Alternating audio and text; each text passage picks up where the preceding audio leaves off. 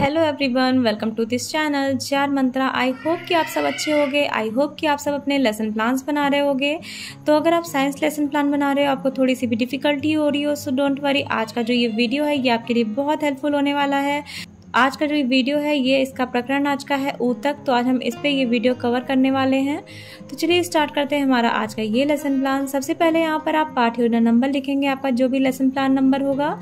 इसके बाद आप छात्राध्यापक या छात्राध्यापिका का नाम लिखेंगे, क्योंकि जब आप बीएड कर रहे होते हैं तो आप एक छात्राध्यापक या छात्राध्यापिका होते हैं। तो यहाँ पर आप अपना नाम फिल कर लेंगे।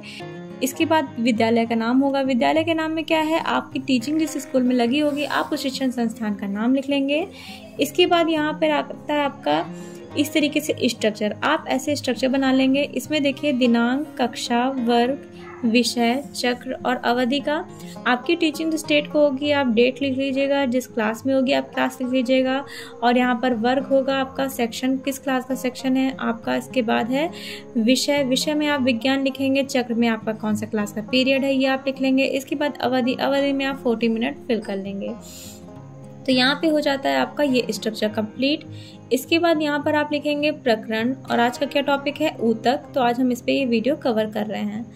फिर है आपका सामान्य उद्देश्य। अब सामान्य उद्देश्य क्या होता है, सामान्य उद्देश्य मीन्स होता है आपके विज्ञान पाठ्य योजना पढ़ाने से बच्चों में क्या क्या चीज़ें डेवलप आप कर सकते हैं, ये सारी चीज़ें होती हैं आपकी सामान्य उद्देश्य में। देखिए आपके इसमें कुछ 4 to 5 पॉइंट्स हैं, आप सब लिख लेंगे। तो देखिए यहाँ पर आपके पॉइंट्स हैं, छात्रों में विज्ञान के प्रति रुचि उत्पन्न करना, छात्रों में वैज्ञानिक दृष्टिकोण का विकास करना, छात्रों में विज्ञान विषय की उपयोगिता एवं तर्क शक्ति का विकास करना, छात्रों में मानसिक क्षमता का विकास करना, छात्रों में अनुसंधान करने की प्रवृत्ति को जागृत करना। तो ये हो गया आपका सामान्य उद्देश्य। इसके बाद है आपका विशिष्ट उद्देश्य। अब आपका विशिष्ट उद्देश्य क्या है, आपका जो टॉपिक है ऊतक, तो ये पढ़ाने से बच्चों में क्या क्या चीजें आप डेवलप कर सकते हैं, ये सारी चीजें आपकी हो जाती हैं विशिष्ट उद्देश्य में। तो यहाँ पर देखिए आपके ज्ञानात्मक उद्देश्य, भावात्मक उद्देश्य और क्रियात्मक उद्देश्य 3 उद्देश्य हो जाते हैं। तो सभी में आप कुछ पॉइंट्स लिख लेंगे। तो यहाँ पर देखिए आप यहाँ पर लिखेंगे ज्ञानात्मक उद्देश्य में बच्चे ऊतक को परिभाषित कर सकेंगे, बच्चे ऊतक का प्रत्यास्मरण कर सकेंगे। तो ये हो गया आपका ज्ञानात्मक उद्देश्य। इसके बाद है आपका भावात्मक उद्देश्य। इसमें देखिए बच्चे ऊतक के अंतर को समझ सकेंगे। इसके बाद है आपका नेक्स्ट पॉइंट है आपका बच्चे ऊतक की संरचना को समझ सकेंगे। फिर है आपका क्रियात्मक उद्देश्य, बच्चे ऊतक की पहचान कर सकेंगे, बच्चे ऊतक का प्रयोग करके दैनिक जीवन में अपना प्रयोग कर सकेंगे। तो ये हो गया आपके कुछ क्रियात्मक उद्देश्य। इसके बाद है आपका पूर्व ज्ञान। अब पूर्व ज्ञान क्या होता है, आपका प्रीवियस नॉलेज। जब भी आप बच्चों को कोई नॉलेज देते हैं तो हमेशा उनको पूर्व ज्ञान से कनेक्ट करते हैं, पूर्व ज्ञान से संबंधित करते हैं, ताकि बच्चे को आसानी हो आगे की नॉलेज के समझने में या फिर आपके टॉपिक को समझने में। तो यहाँ पर देखिए पूर्व ज्ञान में आप एक्सपेक्ट करते हैं कि बच्चे कुछ ना कुछ जानकारी रखते होंगे। तो देखिए छात्र ऊतक के विषय में अवश्य कुछ ना कुछ जानते होंगे। फिर है आपका सहायक सामग्री। अब ये क्या है, आपके टीचिंग के दौरान जो जो चीज़ें आपको हेल्प करती हैं टीचिंग में, ये सारी चीज़ें आपकी सहायक सामग्री में हो जाती हैं। तो यहाँ पर देखिए रोलिंग बोर्ड, चौक, डस्टर, पॉइंटर, मॉडल चित्र, इस तरीके से आपका हो जाएगा सहायक सामग्री। फिर है आपका प्रस्तावना के प्रश्न। देखिए प्रस्तावना के प्रश्न आपके बहुत इंपॉर्टेंट होते हैं, क्योंकि यहाँ पर आपको कुछ ऐसे क्वेश्चन करने होते हैं बच्चों से जो उनके पूर्व ज्ञान से कनेक्ट करते हों, जो उनके पूर्व ज्ञान से संबंधित करते हों, जो उनके वास्तविक नॉलेज से रिलेटेड हों। ऐसे आपको कुछ क्वेश्चन करने हैं और सारे क्वेश्चन एक दूसरे से रिलेटेड होने चाहिए, ये आपको ध्यान देना है। और जो आपका टॉपिक है वो बच्चों के द्वारा ही आंसर के रूप में आप प्राप्त करेंगे। तो यहाँ पर देखिए आप क्वेश्चन करेंगे, हमारे शरीर में कौन कौन से अंग होते हैं। तो बच्चे कहेंगे हाथ, पैर, सिर, आँख, कान आदि। फिर आप क्वेश्चन करेंगे हाथ, पैर इत्यादि अंग किससे बना है। तो बच्चे कहेंगे कोशिकाओं से मिलकर बना है। फिर क्वेश्चन आप करेंगे कोशिकाएं क्या होती हैं। तो यहाँ पर संरचनात्मक क्रियात्मक इकाई है, बच्चे आंसर कहेंगे। इसके बाद आप क्वेश्चन करेंगे कोशिकाओं के समूह को क्या कहते हैं। तो बच्चे आंसर नहीं कर पाएंगे, यहाँ पर समस्यात्मक आ जाएगा। तो अब आप यहाँ पर उद्देश्य कथन कहेंगे, बच्चों आज हम आपको ऊतक के विषय में विस्तार पूर्वक अध्ययन व अध्यापन करेंगे। ठीक, ये हो गया आपका यहाँ तक कंप्लीट। इसके बाद होता है आपका प्रस्तुतिकरण। देखिए प्रस्तुतिकरण यहाँ से आपका स्टार्ट होता है। प्रस्तुतिकरण में आप किस तरीके से अपने इस चैप्टर को, अपने इस टॉपिक को बच्चों के सामने प्रेजेंट करते हैं। ये सारी चीज़ें आपकी प्रस्तुतिकरण से स्टार्ट होती हैं। तो यहाँ पर देखिए कुछ कॉलम्स आपको दिखाई दे रहे हैं। इसमें है शिक्षण बिंदु, शिक्षण विधि, छात्राध्यापिका कथन, छात्र अनुक्रिया और श्यामपट्ट कार्य। तो यहाँ पर देखिए छात्राध्यापिका क्रिया में आप क्या कहेंगे, विकासात्मक प्रश्न। यहाँ पर आप बच्चों से कुछ क्वेश्चन पूछेंगे और सबसे पहला जो कॉलम आप देख रहे हैं शिक्षण बिंदु, इसमें आप लिखेंगे ऊतक, क्योंकि आप सबसे पहले ऊतक के बारे में बताएंगे, आज के टॉपिक के बारे में बताएंगे। तो यहाँ पर आप विकासात्मक प्रश्न पूछेंगे प्रश्नोत्तर विधि यूज करते हुए। मिट्टी से क्या बनाया जाता है, तो बच्चे कहेंगे घर, मूर्ति, इस तरीके से जो भी आंसर आएगा। घर को बनाने के लिए मिट्टी को क्या करते हैं, तो बच्चे कहेंगे इकट्ठा करते हैं। इसके बाद समस्यात्मक प्रश्न पूछेंगे, ऊतक क्या है, परिभाषित कीजिए या फिर परिभाषा बताइए। तो यहाँ पर बच्चे मौन हो जाएंगे, बच्चे आंसर नहीं कर पाएंगे। अब आप स्पष्टीकरण देंगे। यहाँ पर देखिए व्याख्या विधि और प्रदर्शन विधि आपका यूज होगा, क्योंकि आप व्याख्या कहेंगे, इसके बारे में स्पष्टीकरण देंगे और जो भी आप मॉडल चित्र ले गए होंगे या चार्ट ले गए होंगे तो उसके माध्यम से आप बच्चों को समझाएंगे। तो यहाँ पर देखिए ऊतक क्या है, एक ही प्रकार के संरचना और कार्य करने वाले कोशिका के समूह को ऊतक कहते हैं। बहुकोशिकीय जीवों में सभी महत्वपूर्ण कार्य कोशिकाओं के विभिन्न समूहों द्वारा किया जाता है।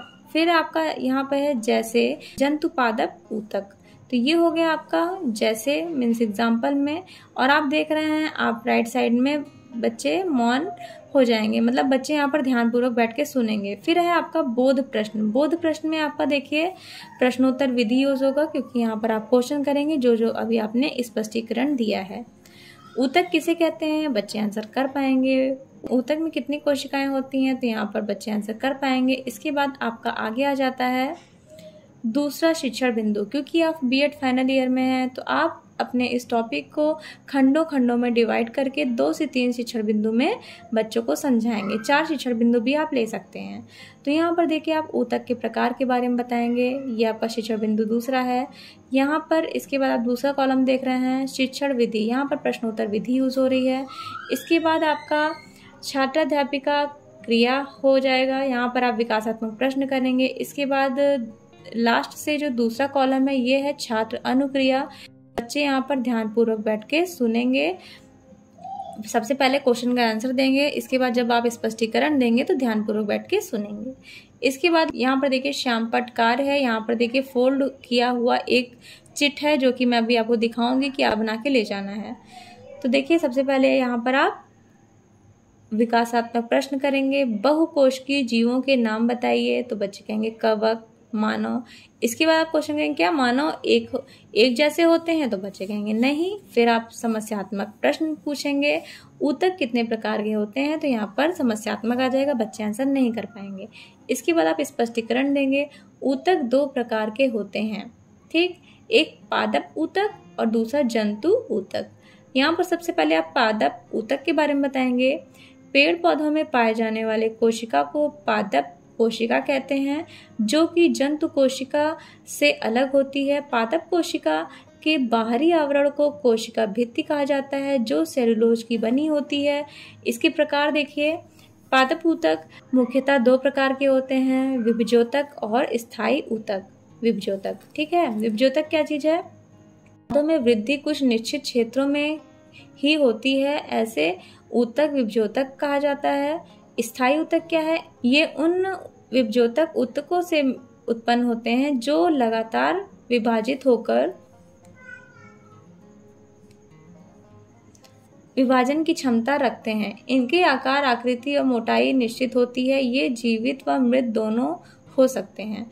अब आप देख रहे हैं यहाँ पर आपका एक्सप्लेनेशन हो गया है। अब जो साइड में आपकी एक चिट है वो यही है, ये आप चार्ट में बना के ले जाएंगे या फिर ब्लैक बोर्ड पर लिखेंगे, जैसा आपको सुविधा लगेगी। तो यहाँ पर देखिए पादप ऊतक के बारे में आप बताएंगे, विभजोतक ऊतक, स्थायी ऊतक, इस तरीके से आप चित्र बता देंगे पार्श्व विभजोतक का। तो ये हो गया आपका इस तरीके से मॉडल चित्र। अब आप देखिए बोध प्रश्न करेंगे, जो अभी आपने एक्सप्लेनेशन दिया है उसमें से आप बोध प्रश्न करेंगे। यहाँ पर प्रश्नोत्तर विधि यूज होगी। पादप कोशिका में कितनी भित्ति पाई जाती है, तो बच्चे कहेंगे कोशिका भित्ति। इसके बाद पादप कोशिका कितने प्रकार के होते हैं, 2 प्रकार के, तो देखिए यहाँ पर आपका विकासात्मक प्रश्न होगा और यहाँ से आपका तीसरा शिक्षण बिंदु स्टार्ट होता है जो है जंतु ऊतक का। ठीक, अब आप क्वेश्चन करेंगे पेड़ पौधे कौन से ऊतक से बने होते हैं, तो बच्चे कहेंगे पादप ऊतक। फिर आप क्वेश्चन करेंगे जीव जंतु कौन से ऊतक से बने होते हैं, तो बच्चे कहेंगे जंतु ऊतक। अब आप क्वेश्चन करेंगे जंतु ऊतक को परिभाषित कीजिए, तो यहाँ पर हो जाएगा मौन, बच्चे आंसर नहीं कर पाएंगे। अब आप स्पष्टीकरण देंगे जंतु कोशिका ऊतक, जंतुओं की कोशिका के समूह से मिलकर बने ऊतक को जंतु ऊतक कहते हैं। ऊतकों का कार्य समान है तथा कोशिकाओं के इस समूह का उद्गम संरचना। ठीक है, अब आप प्रकार बता देंगे, 5 प्रकार के होते हैं, उपकला, संयोजी, पेशी, तंत्रिका और जनन ऊतक। तो ये इसके 5 प्रकार हैं। इसके बाद आप देख रहे हैं आपका बोध प्रश्न आ जाता है, प्रश्नोत्तर विधि यूज करेंगे। जंतु ऊतक किसे कहते हैं आप क्वेश्चन करेंगे, जंतु ऊतक कितने प्रकार के होते हैं ये आप क्वेश्चन करेंगे। ठीक है, और आप प्रकार भी पूछ सकते हैं। फिर है आपका विकासात्मक प्रश्न, आपका यहाँ से चौथा शिक्षण बिंदु स्टार्ट होता है, आप तंत्रिका तंत्र के बारे में बताएंगे। तो यहाँ पर देखिए क्या संयोजी ऊतक जंतु ऊतक का प्रकार है, तो बच्चे कहेंगे हाँ। इसके बाद आप क्वेश्चन करेंगे पेशी ऊतक तंत्रिका किसके प्रकार हैं, तो बच्चे कहेंगे जंतु ऊतक। फिर आप क्वेश्चन करेंगे तंत्रिका ऊतक किसे कहते हैं, तो यहाँ पर आ जाएगा मौन, बच्चे आंसर नहीं कर पाएंगे। अब आप स्पष्टीकरण देंगे, यहाँ पर देखिए स्पष्टीकरण आपका हो जाता है, आप यहाँ पर व्याख्या विधि यूज करेंगे और प्रदर्शन विधि यूज करेंगे।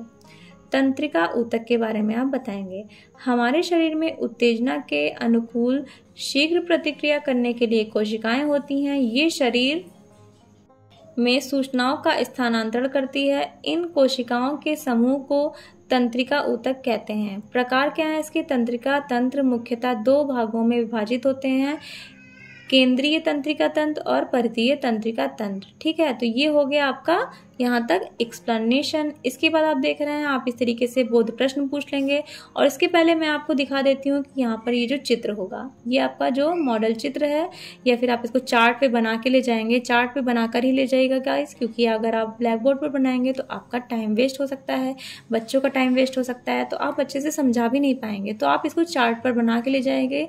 ये आपका एक TLM है और इससे बच्चे आसानी से समझ सकेंगे। ठीक है, तो ये आई होप कि क्लियर दिख रहा होगा आपको।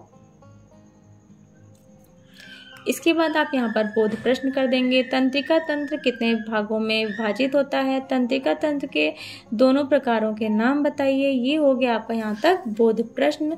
इसके बाद आप देख रहे हैं श्यामपट्ट सारांश। अब श्यामपट्ट सारांश क्या है, आप जो अभी तक जो भी श्यामपट्ट कर रहे थे, जो भी इंपॉर्टेंट पॉइंट्स थे ये सब आप ब्लैक बोर्ड पर लिख रहे थे। अब इन सारे पॉइंट्स को आप बच्चों से कहेंगे अपने अपने नोटबुक में लिखने को। तो यहाँ पर देखिए आगे आता है आपका निरीक्षण कार्य। तो यहाँ पर देखिए आप जो भी चीजें अभी तक ब्लैक बोर्ड पर लिखे थे आप वो सब कहेंगे बच्चों से अपनी नोटबुक में लिखने के लिए। तो देखिए छात्रों के वैयक्तिक विभिन्नता के आधार पर छात्र अध्यापिका ने कक्षा का निरीक्षण किया, कक्षा में घूम घूम कर कक्षा का निरीक्षण किया। ठीक है, तो ये हो गया आपका यहाँ तक निरीक्षण कार्य। आई होप कि यहाँ तक आपको अभी तक ये क्लियर होगा लेसन प्लान। इसके बाद देखिए पुनरावृत्ति के क्वेश्चन आप पूछेंगे। पुनरावृत्ति के क्वेश्चन अभी तक जितना भी आपने पढ़ाया है उसमें से कुछ क्वेश्चन होने चाहिए, जैसे ऊतक क्या है परिभाषा बताइए।